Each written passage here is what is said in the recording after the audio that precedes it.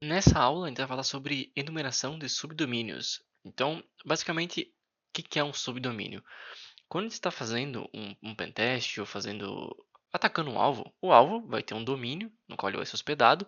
Então, eu trouxe como exemplo aqui cat22.com.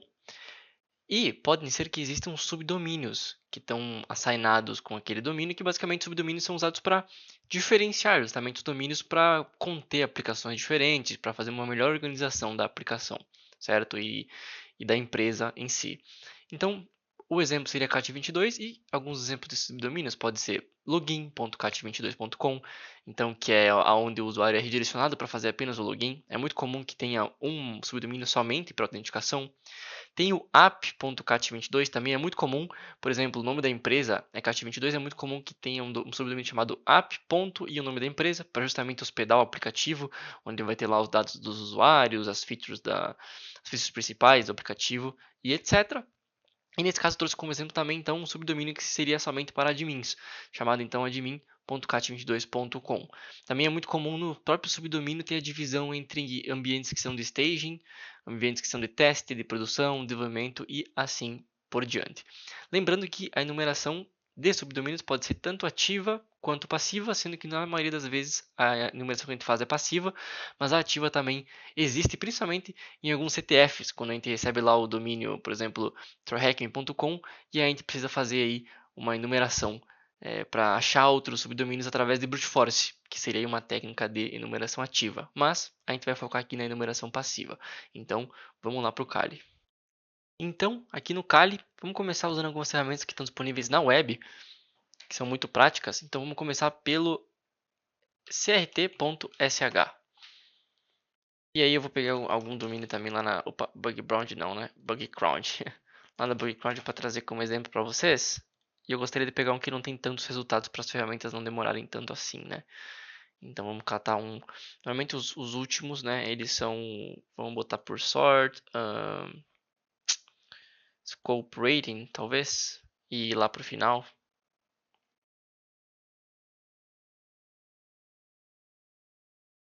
Só para ter um target com um domínio mais limitado. Vamos pegar então esse... Shipwire, por exemplo. Bom, achei aqui então um programa, a gente vai ter que cortar porque eu demorei um pouquinho para achar. É um programa de bug bounty que tem um subdomínio aqui para enumerar, inclusive eles chamam de Discovery Targets, então alvos para descobrir justamente os alvos. Tá? E nesse caso aqui eles botam então esse coringa dizendo justamente que a numeração de subdomínios é possível e tu pode atacar qualquer alvo que estiver abaixo desse domínio. Então vamos pegar esse classdojo.com e eu acabei de usar a ferramenta aqui quando estava gravando anteriormente e ela não estava funcionando. Vamos ver se ela já reajustou. Ainda não está. Isso é até bom para demonstrar para vocês que a gente não deve depender somente de uma ferramenta. Então, vamos para a próxima, que é o DNS Dumpster. Mesma coisa, só botar o endereço aqui e ele vai trazer os resultados para a gente. Tá? E isso é uma numeração passiva, porque esses resultados, obviamente, a aplicação já tem coletada no banco de dados dela, ou ela faz essa coleta, mas não é como a gente não é a gente que está fazendo, acaba sendo uma numeração passiva. Então aqui ele traz o IP relacionados aos subdomínios e também traz os próprios subdomínios. Então API, classe dojo, avatars, blog, community, pode ser interessante, pode ser que aqui tenha uma aplicação. Opa, copiei a errada. Pode ser que aqui tenha uma aplicação que tu cria um usuário de comunidade, é muito comum isso acontecer, tá? Não é o caso, não me parece o caso aqui. Mas é comum, né? Grandes sites terem comunidades que tu pode criar um profile e ter user roles e tudo mais. Vídeos, que mais que tem interessante aqui? E aqui alguns de domínio, files é interessante, pode ser que tenha alguns arquivos armazenados aqui. Nesse caso aqui não tem nada, mas a gente pode encontrar algum outro subdomínio que está interagindo com esses files e, enfim, talvez a imagem do usuário está sendo armazenada aqui, os arquivos confidenciais do usuário estão sendo armazenados aqui. Enfim, aí teria que ter uma enumeração um pouco mais a fundo. Tem um logs aqui, provavelmente a gente não vai ver o log logo de cara, ó, cannot get. A gente não consegue fazer um get aqui, então a gente poderia tentar mudar a request, mas isso são coisas mais futuras. Mobile e assim por diante. Payments, bem interessante, payments.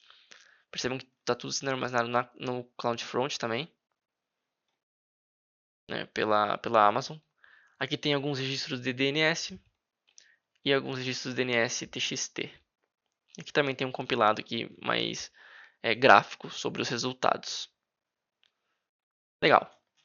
Esse foi o DNS Dumpster. Vamos dar mais um search aqui, saber se voltou ou se é TSH, mas a ideia é muito parecida. Tá? Basicamente, vai aparecer os resultados na tela e basta analisá-los. Ok, vamos para as ferramentas de terminal. Então, deixa eu abrir o terminal aqui. Bom, a primeira ferramenta que eu quero mostrar para vocês é o Subfinder.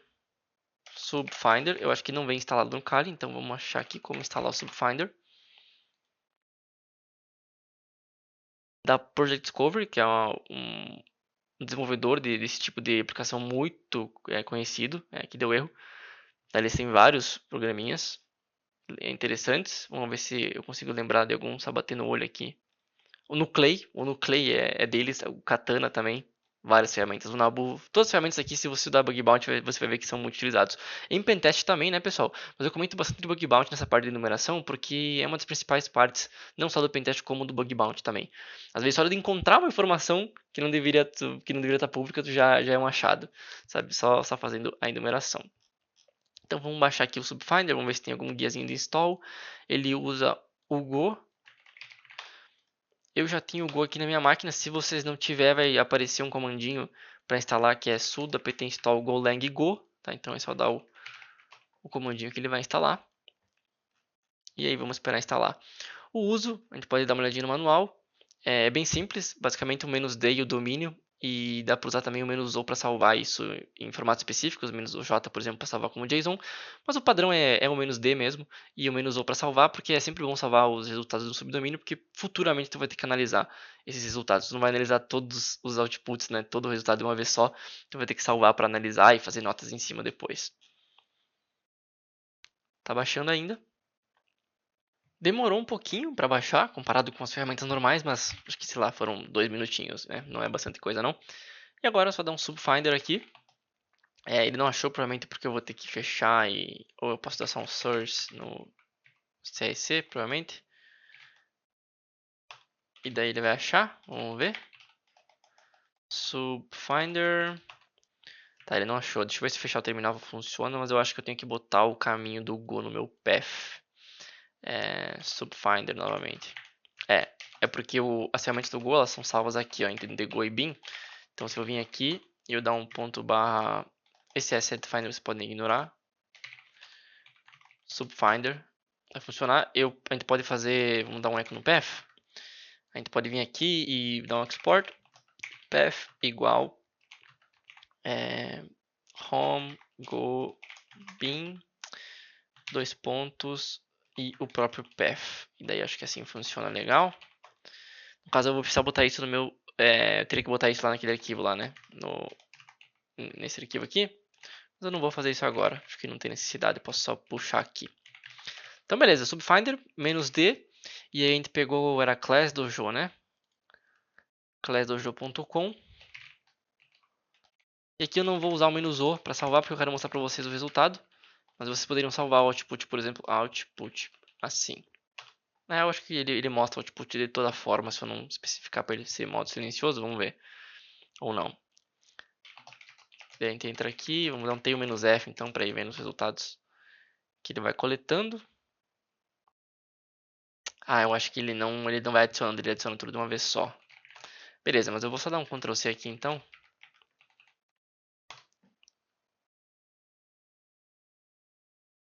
E vamos ver o que ele retorna pra gente.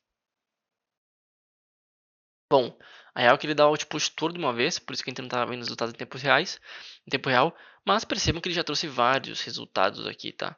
Vários. Shop e muitos, né, que não estavam aqui na aplicação. Então, Shop, Monster, Customizer, uns extremamente aleatórios. Mas não quer dizer que todos são acessíveis, tá, pessoal? Deixa eu pegar algum estranho, que normalmente quanto mais esquisito, mais difícil de ser acessível o subdomínio. Tá? Nem todos são acessíveis e às vezes algum é acessível, mas não nessa porta web, numa porta web, né? Numa porta diferente. Então é até bom fazer uma enumeração de portas também. Com esses resultados, nesse caso aqui, esse aqui era acessível. Vamos pegar esse aqui então, por exemplo. Esse aqui já não tem nada hospedado. Uma ferramenta que a gente poderia utilizar, nesse caso eu não salvei, então deixa eu salvar na mão mesmo. Deixa eu salvar na mão. Resultados, eu nem precisava salvar todos, né? Vou salvar aqui alguns só. um Sublime mesmo, hosts.txt, colar aqui, legal.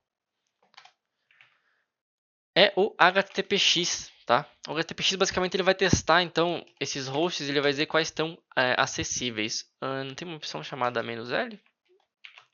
Achei que tinha, então talvez seja assim, ó. Opa. Cat hosts, pipe, HTTPX. Acho que é essa. Tentando lembrar.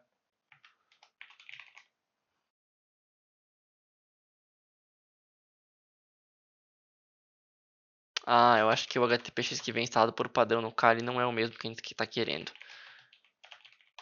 Isso que dá instalar uma máquina do zero, né?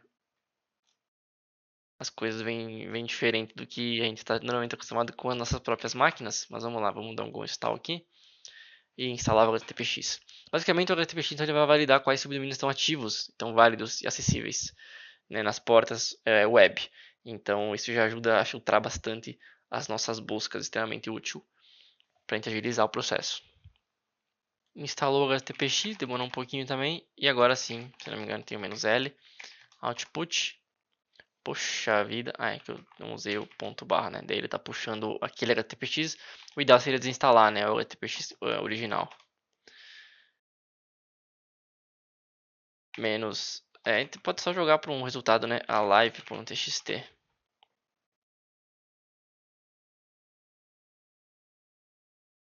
Ué, eu não salvei o output.txt? Por isso que não tá dando resultado, né?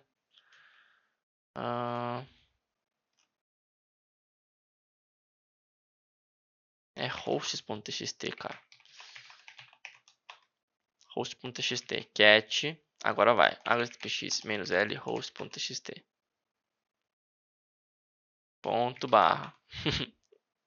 Aí sim, finalmente, pessoal. Agora sim, ele está trazendo resultados somente dos hosts que estão vivos. Então eu poderia redirecionar isso também, por exemplo, para um arquivo chamado alive.txt, live ou funcionando.txt, tanto faz, para salvar os domínios que realmente são úteis de eu analisar, tá? Ou pelo menos os mais atrativos. Ó, tem um security aqui, vou até olhar ele curioso. Mas basicamente é isso, pessoal. Vou chamar outras ferramentas para vocês. Tem a Find Domain, tá? E tem o Amas também. O Amas acho que ele já vem instalado com o Kali. E normalmente ele demora um pouco mais porque ele é bem mais completo e faz umas pesquisas um pouco mais avançadas. Tá, deixa eu ver se ele já vem aqui. Ele até já vem. O Amas, a gente pode usar Amas enum, tá? Porque ele tem algumas outras funcionalidades. "-d" e o domínio. Então nesse caso vai ser... já esqueci. classdojo.com. classdojo.com. E o Amas demora bem mais tempo, tá? Bem mais tempo. Se eu não me engano, ele tinha algum output, ou ele é só silencioso também.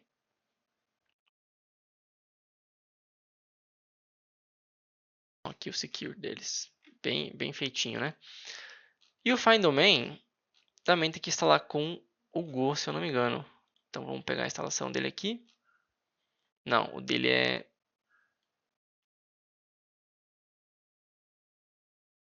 não é através do Go. Ó, percebam que o Amazon já está trazendo alguns resultados aqui. Ele traz alguns resultados tipo de IP, traz os próprios domínios também, usando domínios, os recordes de domínios de IPv4, de IPv6. Nesse caso IPv4 porque é só um A, e eu tinha a impressão que eu tinha visto 4As, e aqui IPv6 também. Tá? Ele traz muito mais resultados, mas eu admito que eu não uso tanto o Amaz assim, somente quando eu não acho muitos subdomínios. Aí é bom, interessante ir no Amaz, que às vezes o Amaz ele acha alguns domínios bem mais obscuros, assim, que em geral as outras ferramentas não identificam, justamente porque ele tem algumas táticas um pouco diferentes. Vamos prosseguir aqui com a instalação do Find Domain para mostrar para vocês e finalizar a aula. O que eu recomendo vocês fazerem é pegar algumas ferramentas de subdomínio, o Amas, Find Domain, Subfinder, tem o Sublister também, tem o Asset Finder que vocês viram que tinha instalado ali antes. O Asset Finder está um pouquinho obsoleto, eu até ia mostrar na sala para vocês, mas eu acabei não optando por, porque ele realmente está um pouco obsoleto, então eu acabo nem recomendando ele mais tanto.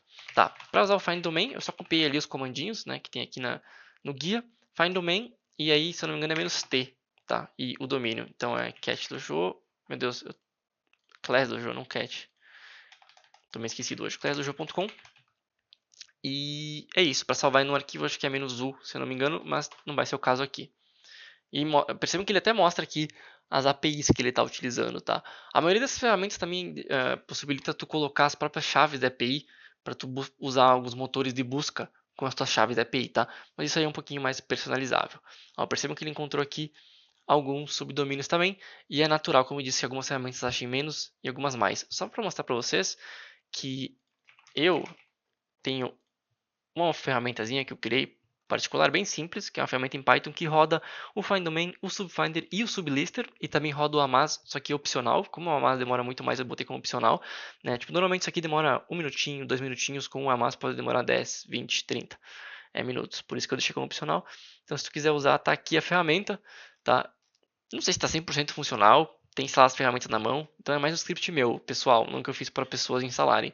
Eu recomendo vocês fazerem o próprio de vocês, tá? Não tem muito segredinho, basicamente chamar o Python e chamar algumas ferramentas como sobre algumas bibliotecas, né, de rodar comando do SO e rodar os comandos que a gente rodou aqui, só que num script em Python, dá para fazer um script, um shell script também no Bash, tá? Então seria isso, pessoal. Espero que vocês tenham gostado da aula e na próxima a gente continua com uma enumeração de portas. Valeu e até mais.